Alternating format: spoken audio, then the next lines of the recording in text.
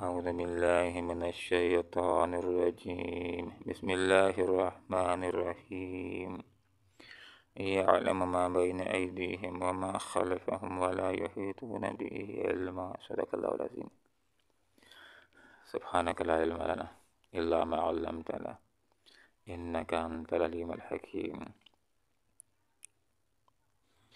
یعلم وہ جانتا ہے ما جو بین ایدیہم ان کے سامنے ہے وما اور جو خلفہم ان کے پیچھے ہے ولا یحیطون اور یہ احاطہ نہیں کر سکتے بھی اس کا علم اپنے علم کے ساتھ۔ اللہ رب العالمین کی ذات بابرکات وہ ذات ہے کہ جو انسان کی ذات اور اس کی صفات کے بارے میں مکمل طور پر جانتا ہے۔ اللہ رب العالمین کو یہ بات معلوم ہے کہ موجودہ وقت میں انسان کیا کر رہا ہے۔ اللہ رب العالمین کو یہ بات معلوم ہے کہ آئندہ انسان نے کیا کرنا ہے۔ اللہ رب العالمین کو یہ بات معلوم ہے کہ انسان نے ماضی میں کیا کیا۔ نہ صرف یہ کہ اللہ رب العالمین کو انسان کے اعمال کا پتہ ہے، بلکہ انسان نے جو کام افعال اعمال کیے ہیں ان کے پیچھے نیت کیا تھی، یہ بھی اللہ رب العالمین کو معلوم ہے۔ انسان کی کس قدر صفات ہیں، طاقتیں ہیں، قوتیں ہیں، استعداد ہے، سب کے بارے میں اللہ تعالیٰ مکمل طور پر جانتا ہے۔ لیکن انسان اللہ رب العالمین کی ذات اور اس کے صفات کے بارے میں مکمل طور پر نہیں جانتا کہ اللہ رب العالمین کس قدر قوتوں والی، قدرتوں والی، طاقتوں والی ذات بابرکات ہے۔ آگے اللہ رب العالمین نے ارشاد فرمایا کہ وَعَانَتِ الْوُجُوهُ، چہرے جھک جائیں گے اس دن زندہ و جاوید ہستی کے سامنے کہ جو کائنات کو قائم کیے ہوئے ہے۔ حضرت اسرافیل علیہ السلام جب تیسری مرتبہ پھونک ماریں گے تو جتنے بھی جاندار ہیں اپنی اپنی مرگاہوں سے زندہ ہوں گے، میشر کی طرف حاضر ہونا شروع ہو جائیں گے، اور کوئی بھی اکڑ نہیں دکھا سکے گا۔ سیدھے تیر جس طرف آواز ان کی رہنمائی کر رہی ہوگی، میشر کے میدان میں جمع ہونے شروع ہو جائیں گے۔ کوئی چیخو پکار نہیں ہوگی، کوئی شور و غوغا نہیں ہوگا، خاموشی کے ساتھ میشر کی طرف حاضر ہوں گے۔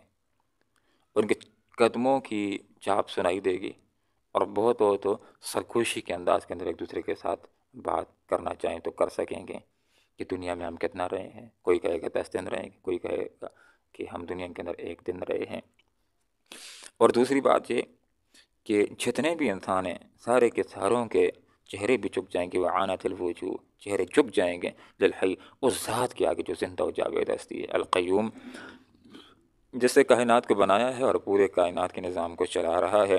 وقت حاب، یقیناً ناکام ہو گیا، من وہ حملہ، جس نے اٹھایا ظلم، بوجھ ظلم کا۔ یہاں پر ظلم سے مراد شرک ہے اور کفر ہے۔ تو جس آدمی نے دنیا کے اندر کفر کیا، ظلم کیا ہے، تو آخرت کے اندر اس کا بہت بڑا بوجھ ہوگا، اور یہ گناہوں کا بوجھ اس کو جہنم کے اندر لے جا کر کے چھوڑے گا، اور یہ انسان ناکام ہو جائے گا مکمل ناکامی کے ساتھ۔ آپ صلی اللہ علیہ وسلم نے روایات کے اندر ظلم کرنے سے منع کیا ہے۔ حدیث کے مفہوم ہے کہ لوگوں ظلم سے بچو، اس لیے کہ یہ ظلم اور زیادتی کرنا یہ قیامت کے دن اندھیروں کا باعث ہوگا۔ وَمَن يَعْمَلْ، جس نے کیے ہوں گے نیک اعمال اور وہ ہو مومن، تو اس کو کوئی ڈر نہیں ہوگا کسی طرح کے ظلم کا، زیادتی کا، اور نہ ہی حق تلفی کا۔ نیک اعمال ہر وہ عمل ہے، خواہ کھڑا ہونا ہے، بیٹھنا ہے، لیٹنا ہے، سونا ہے، جاگنا ہے، جانا ہے، کمانا ہے، حج کرنا ہے، جو عمل بھی ہے ایمان کی روشنی میں مراد ہے کہ بندہ مومن وہ عمل کرنے والا ہو۔ اور دوسری بات کہ جو کام انسان کرے، جو بھی جائز کام ہے، اللہ کو راضی کرنے کے لیے، اللہ سے تعریفیں حاصل کرنے کے لیے، اللہ کی خوشنودی کے لیے، اور جس گناہ سے بچے محض اللہ رب العالمین کے خوف کی وجہ سے۔ اور تیسری بات یہ کہ جو عمل بھی کرے آپ صلی اللہ علیہ وسلم کے طریقے کے مطابق، تو یہ نیک عمل ہوتا ہے۔ تو یہاں پر فرمایا وہ لوگ جنہوں نے نیک اعمال کیے ہوں گے، تو میشر کے میدان کے اندر ان اہل ایمان کو، مخلص اہل ایمان کو، زیادتی کا اور حق تلفی کا کوئی بھی خوف اور اندیشہ نہیں ہوگا، اس لیے کہ میشر کے میدان کے اندر فیصلہ کرنے والا اللہ رب العالمین ہوگا۔ اور اللہ تعالیٰ کی ذات بابرکات وہ ذات ہے کہ جس سے غلطی لگتی نہیں ہے۔ ایسا نہیں ہوگا کہ کسی انسان نے 5 گناہ کیے ہوں اس کو 6 کی سزا ہو جائے، کسی اور نے جرائم کیے ہوں اس کے جرائم کا بوجھ اس کے اوپر ڈال دیا جائے، ایسا نہیں ہوگا۔ اور کسی کے ساتھ حق تلفی بھی نہیں ہوگی کہ 5 نیکیاں کی ہوں اور 4 کا اس کو اجر اور ثواب مل جائے، کسی کے ساتھ کوئی بھی حق تلفی نہیں ہوگی۔ آخرت کے اندر فیصلے کرنے والی ذات اللہ رب العالمین کی ذات بابرکات ہے، اور اللہ تعالیٰ فیصلے کرے گا، عدل کے ساتھ فیصلے کرے گا، انصاف کے ساتھ فیصلے کرے گا۔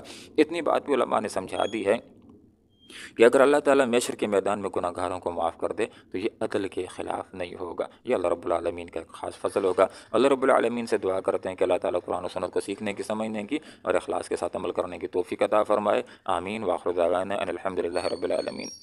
یعلم وہ جانتا ہے ماں جو بین ایدیہم ان کے سامنے ہے، وما اور جو خلفہم ان کے پیچھے ہے، ولا یحیطون اور یہ احاطہ نہیں کر سکتے بھی اس کے علم اپنے علم کے ساتھ، وعنت الوجوہ اور چہرے جھک جائیں گے للحی القیوم اس ذات کے سامنے جو زندہ ہے، القیوم اور قیوم ذات ہے، قائم رکھنے والی ذات ہے۔ وقت خاب ناکام ہو گیا من وہ حملہ جس نے اٹھایا ظلمن بوجھ ظلم کا، ومن اور جس نے یہ عمل کیے ہوں گے اعمال من الصالحات نیک، وہو مؤمن اور ہو وہ مومن، فلا یخاف اس کو کوئی خوف نہیں ہوگا ظلمن کسی طرح کے ظلم کا، ولا حزما اور نہ ہی کسی طرح کی حق تلفی کا۔ اللہم ربنا آتنا فی الدنیا حسنہ وفی الآخرۃ حسنہ وقنا عذاب النار برحمتک یا ارحم الراحمین۔